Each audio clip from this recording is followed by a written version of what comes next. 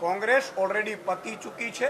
કોંગ્રેસના નેતાઓને પણ મારી વિનંતી છે કે વહેલા તકે નાવડી તમારી ડૂબી ગઈ છે, નાવડીમાંથી નીકળી જજો, નહીં તો પછી 2027માં ક્યાંય ઠેકાણું નહીં પડે ને। 2027માં આમ આદમી પાર્ટી ખેડૂતોની પાર્ટી, ગરીબો, વંચિતોની, શોષિતોની પાર્ટી। અમે તો માત્ર ને માત્ર વ્યવસ્થામાં બેઠા છીએ।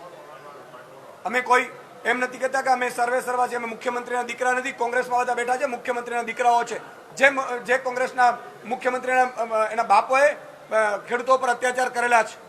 અમે સામાન્ય પરિવારમાંથી આવીએ છીએ, અમે લડીએ છીએ। અમારો ડિમોરલાઇઝ કોઈ ના કરે, ડિમોરલાઇઝ ના કરે અમને। અમે લડીએ છીએ અને મજબૂતાથી લડવાના છીએ। ખેડૂતો, ગરીબો, વંચિતો, શોષિતો માટે અવાજ ઉઠાવવાના છીએ।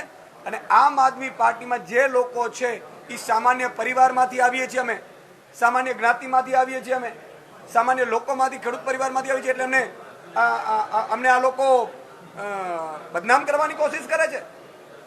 અમે ખેડૂતોનો અવાજ બનીએ છીએ એટલે અમારા ઉપર ખોટા આક્ષેપો કરવાની કોશિશ કરે છે। આ બિલકુલ ચલાવી નહીં લેવામાં આવે। ગુજરાતની જનતા જોઈ રહી છે, ઈશ્વર પણ જોઈ રહ્યો છે, અને નિર્ણય 2027માં નાગરી તાલુકા જિલ્લામાં કરી દેવામાં આવશે।